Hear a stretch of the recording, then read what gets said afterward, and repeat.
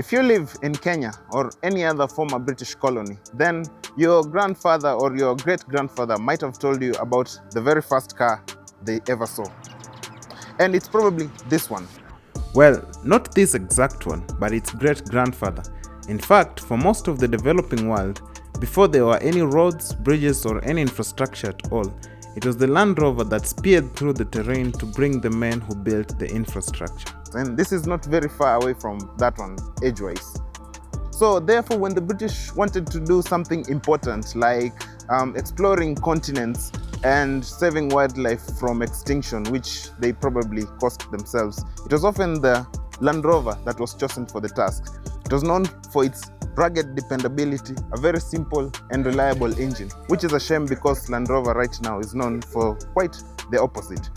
Hello great people, you're watching Kaizen. Today I have a very special car for you. I have a Land Rover Defender 90 series. Let's take a review of this car. Right, starting at the very front of the Land Rover Defender.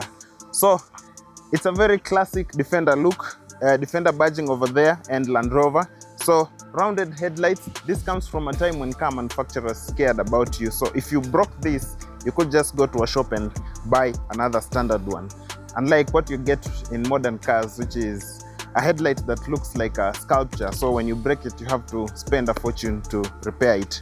The same goes to the indicator lights over here. Very, very simple rounded ones, which you can undo using just screws, which is nice. There's fog lights at the bull bar here, which are nice and rectangular.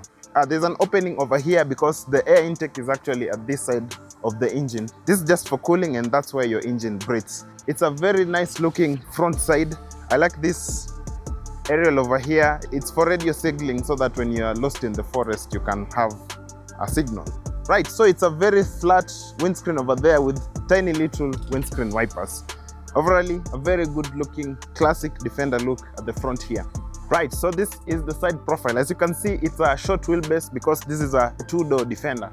So something I forgot to mention from the front side is these sunbeams over here that you can use to blind people on the road.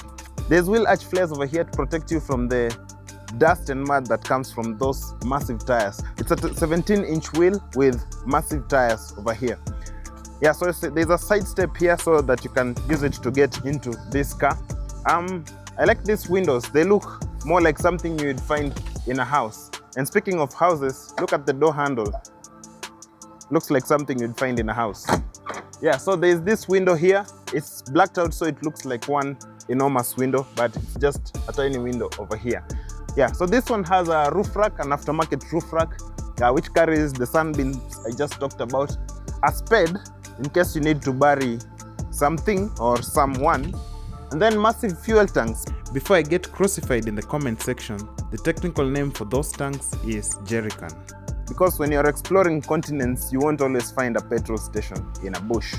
Yeah, so overall it's a very nice looking side profile. It's a classic Defender look. I'll give it a 9 out of 10. Right, let's look at the behind of this car. So the Defender's ass is dominated by this enormous spare wheel here, which looks very nice. It's original Land Rover wheels. It opens independently from the door like that. It's very, very heavy.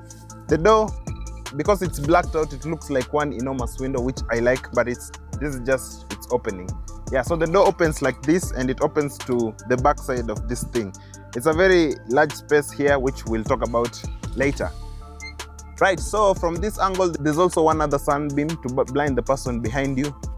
Your number plate goes up here because there isn't space down. Well, there is space down here, but it looks cooler when it's up here.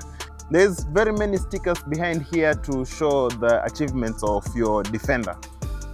Yeah, so the behind of this car looks really nice. I'll give it a 9 out of 10. Let's look at what powers the Land Rover Defender 90. The Land Rover is powered by a quite legendary 2.25 liter inline 4 engine, and this is it. It's a very simple engine. It's carbureted and has a distributor cap. So there's no ECU on this thing. It's very simple. So if you broke down in a hostile country you're trying to colonize, you could fix it with the same tools you use to fix, say, a tractor. And that's why it's very reliable.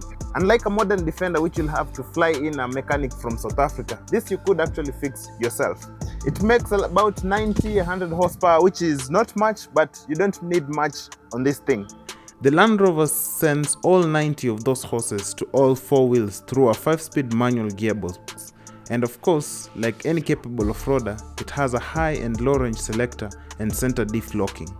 This thing was very reliable, easy to fix. I'll give it a 9 out of 10. It comes from a time when car companies cared about you. They wanted you to fix your own car. Right now, they don't want you to fix your own car. They want you to buy another one. This one, you could fix yourself. Right, let's look at the interior. After opening the Defender using a door handle that looks like something you'll find in a house, when you get in, the house vibes continue because I feel like I'm sat in someone's sitting room rather than in a car. There's wood everywhere, wood there, wood here. Even the cup holders, which are aftermarket, are wooden.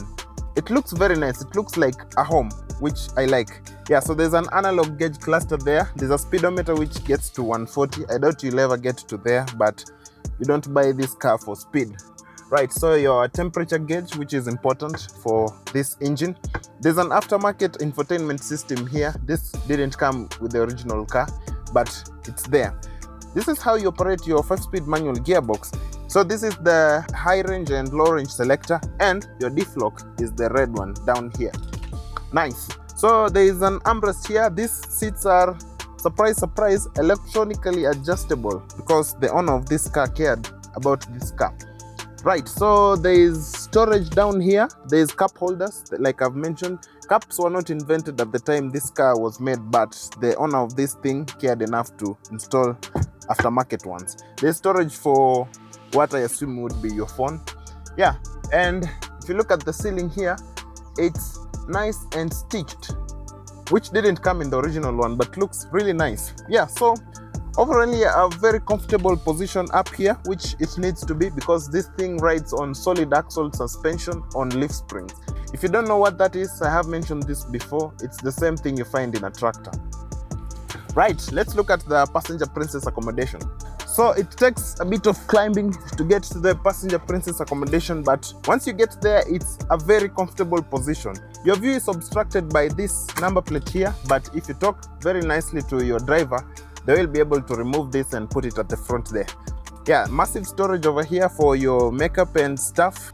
Very decent knee room. I would be comfortable sat here on a long journey, which for a Defender, given the speeds this thing goes at, every journey is a long one.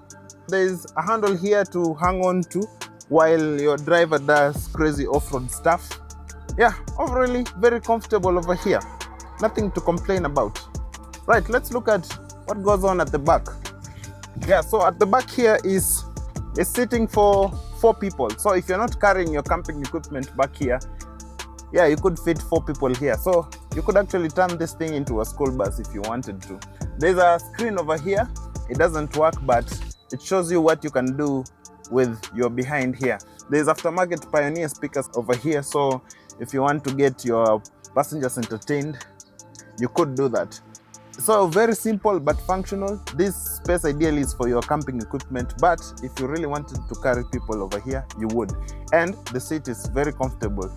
As a passenger, I would be very comfortable sat back here. Plus, you get a view of the bushes while the driver does his off-roading stuff. I would give this place an 8 out of 10. A very functional space. Oh, something else I forgot to mention. The windows on this thing slide. So it's not a manual window winder or an electronic one. You just slide the window open like that. It reminds you of your house, which is nice. Don't know why more windows are not designed like this. Land Rover Defender, whenever something important needed to be done, it was more often than not that the Defender was trusted for that use. So unfortunately, the most important work modern Defenders do is go to the mall. But this one comes from a time when Defenders did actual important work. If you want this exact one, it's up for sale for 1.2 million Kenya shillings. It's in pretty good condition for its age. It has some modern touches that have been added to it, like the wheels, the front grille, and the electronically adjustable seat. So you can get yourself this. Just WhatsApp the number in the description and we'll talk about it. Remember, this video is brought to you by Kaizen, your motor insurance partner. If you're looking for motor insurance, just WhatsApp the number in the description and you can get yourself covered. That's been it for today. Thanks for watching and I'll see you in the next one. Bye.